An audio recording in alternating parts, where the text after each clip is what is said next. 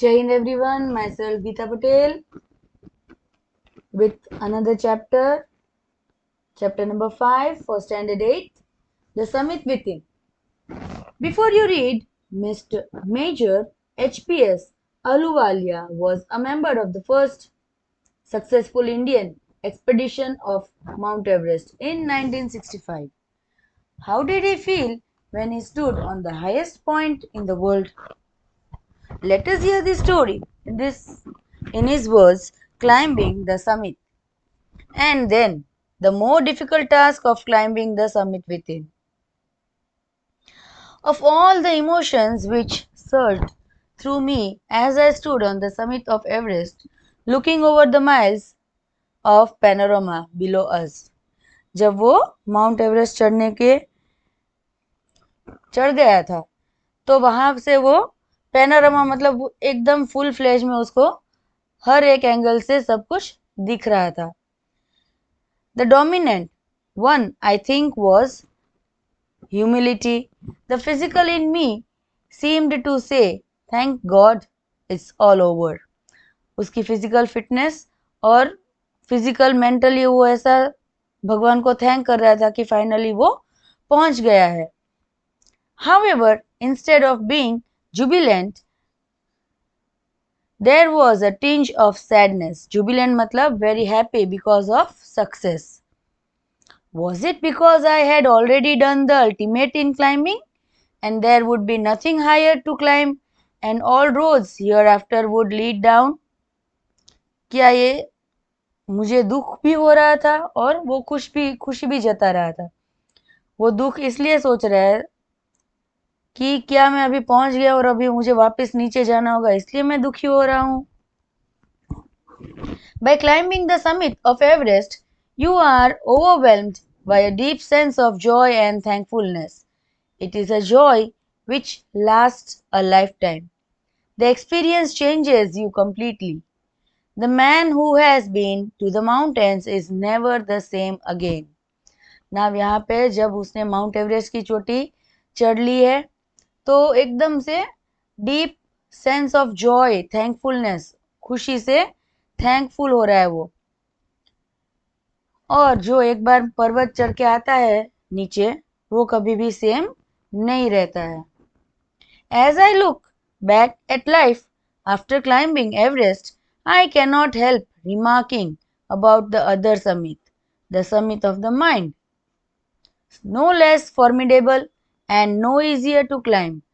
एक बार mount Everest चढ़ने के बाद मैं अपने मन के चोटी को इजीली क्लाइम नहीं कर पा रहा हूं. See, here is the picture given of the person. Even when getting down from the summit, once the physical exhaustion has gone, I began asking myself the question why I had climbed Everest. Why did the act of reaching the summit have such a hold on my imagination? It was already a thing of the past, something done yesterday. अभी वो चोटी पे खड़े होके ये सभी सोच रहा है कि मैंने माउंट एवरेस्ट ही क्यों क्लाइम किया, क्यों मैंने वही चोटी पसंद की चढ़ने के लिए. और मेरे दिमाग में इमेजिनेशंस अलग अलग तरह के आ रहे हैं और ये तो मैंने कल कर लिया है. With every passing day, it would become more remote. And then, what would remain? Would my memories fade slowly away? वो सोच रहा है ये सब करने के बाद क्या धीरे धीरे मेरी सारी मेमोरीज कम हो जाएगी. All these thoughts led me question myself as to why people climb mountains. ये सारे क्वेश्चंस मुझे दिमाग में आ रहे थे और ये मैं सोच रहा था कि लोग पर्वत क्यों चढ़ते हैं. It is not easy to answer the question. The simplest answer would be, as others have said, because it is there. It presents great difficulties. Man takes delight in overcoming obstacles. The obstacles in climbing a mountain are physical. Now यहाँ पे वो खुद को जवाब दे रहा है simple answer में कि क्योंकि मैं यहाँ पे हूँ इसीलिए मुझे ऐसा लग रहा है और डिफिकल्टीज से मैंने ऊपर चढ़ा है. Man takes delight in overcoming obstacles. हमारे लाइफ में जो धीरे धीरे हर्डल्स आते हैं माउंटेन चढ़ते वक्त, तो उसको वो धीरे धीरे खत्म करके एक के बाद स्टेप्स ऊपर चढ़ रहा था. A climb to a summit means endurance, persistence and willpower. पर्वत को चढ़ने के लिए एकदम मनोबल स्ट्रांग होना चाहिए. The demonstration of these physical qualities is no doubt accelerating as it was for me also. I have more personal answer to the question. From my childhood, I have been attracted by mountains. I had been miserable, lost when away. I am away from mountains in the plains. Mountains are nature at its best.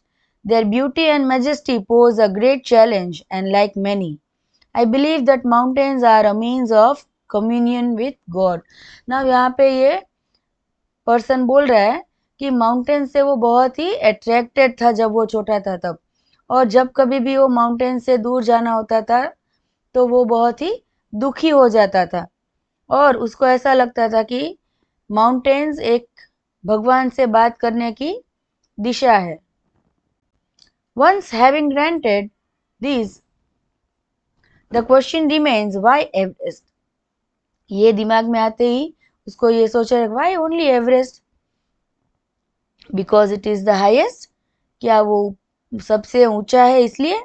The mightiest and has defied many previous attempts. It takes the last ounce of one's energy. It is brutal. Struggle with rock and ice. ये बहुत ही hard है और बहुत सारे attempts के बाद लोग यहाँ पे पहुंच पाते हैं. आउंस मतलब बहुत ही छोटा अमाउंट.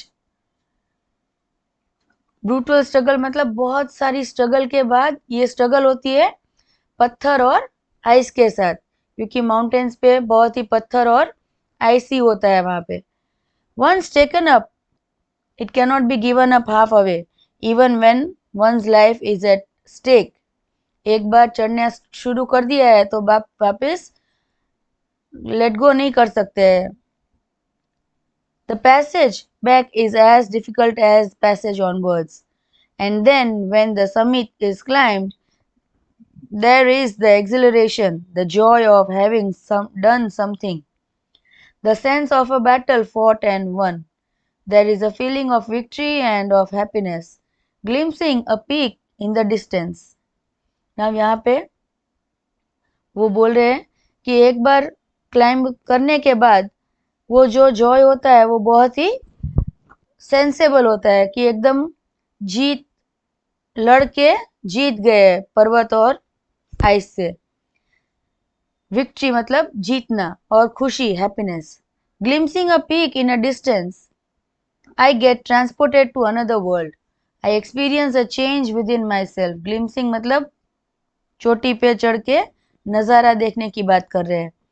एकदम से खुद को भी बदल दिया. Thank you.